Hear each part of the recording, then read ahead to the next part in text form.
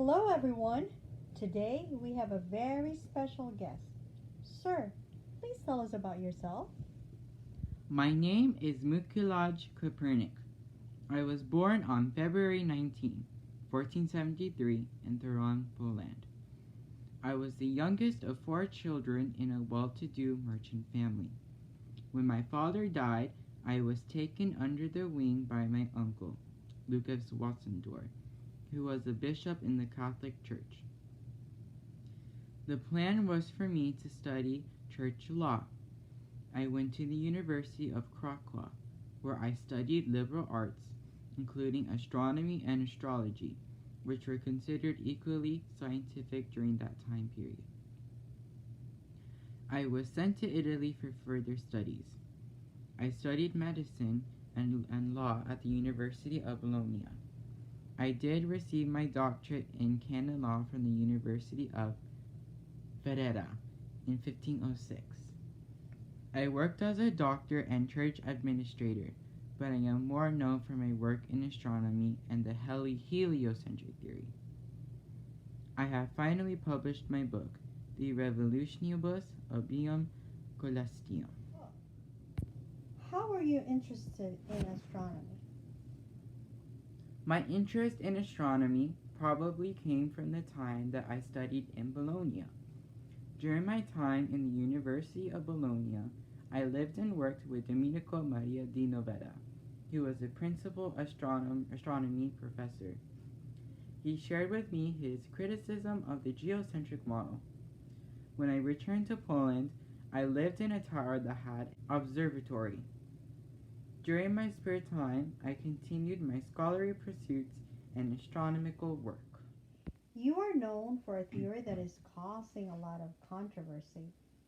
So, explain to us what is the heliocentric theory and how does it differ from the geocentric theory that has been considered as truth for thousands of years? The geocentric theory stated that the Earth was the center of the universe and that the planets revolved around it. I was exposed to the criticisms of the Ptolemaic model back in the University of Bologna. The theory posed a lot of confusion as there were questions that remained unanswered. For example, it does not account for the retrograde or backward movement of the planets.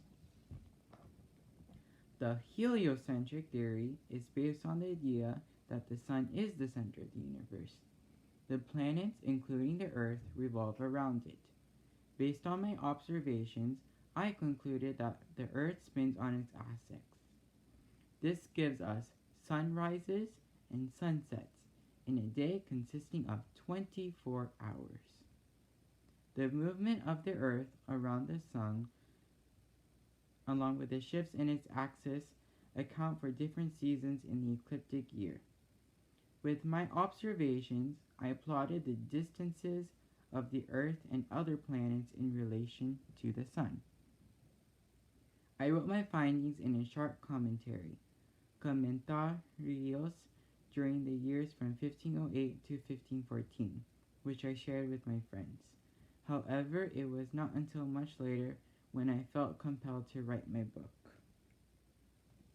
So, so, how was the heliocentric theory accepted? The heliocentric theory is in direct opposition to the views of ancient philosophers, astronomers, and astrologers, biblical scholars, and the church, who I respect. Many still believe that the Earth is the center of the universe. There are still many questions that the heliocentric theory cannot answer.